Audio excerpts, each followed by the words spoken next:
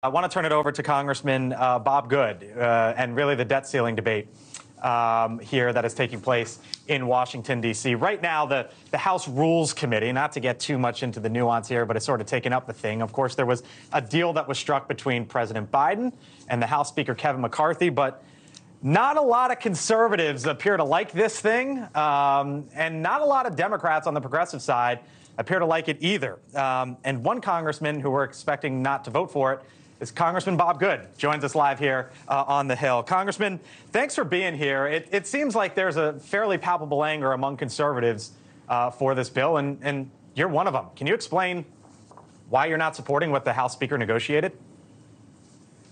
Well, we were in a strong position just a week ago. We'd passed a bill out of the House, a negotiated bill. We spent 90 days on the House side with Republicans who didn't want to raise the debt limit. Most of us had never voted for a debt ceiling increase before, but we came together with responsible reforms, reasonable cuts, and we voted to raise the debt ceiling.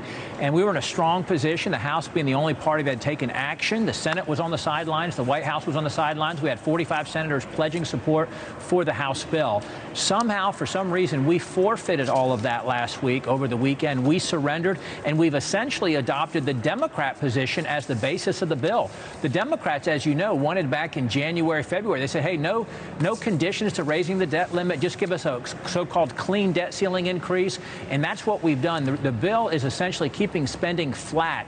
Mind you, that's the highest level of spending in the history of the country. No administration has ever spent $10 trillion in new spending in the first 2 years of administration. But that's basically what this bill is. It adopts the Democrat spending. It has Republicans, if they vote for it, owning the Biden agenda for the next 2 years.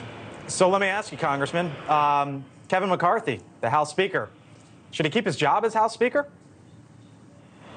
Well, we're focused on trying to defeat this bill. That's the focus of today, as you mentioned, the Rules Committee on the House floor today and tomorrow. This deal will raise the debt limit by some $3 to $4 trillion on the current trajectory. That means if we don't have any new emergency or special or exceptional type spending. I got to tell you, Congressman, I didn't hear you say yes, that he should keep his job. Should he keep his job if this is what's negotiated and passed? I will tell you, going back to January, the reason why there was a speaker battle to determine who might be the leader of our party, it was based on the failures of the past with Republican leadership when we had House majorities and we passed major spending legislation with a majority of Democrat votes. I fear that's what's going to happen tomorrow. You're going to have a majority of Democrat votes pass this. The Democrats are gleeful about this piece of legislation. They're being told behind the scenes by their leadership, tamp down your enthusiasm publicly because we don't want it to look like a Democrat bill. How many Republicans do you think vote for this? Votes that might be there.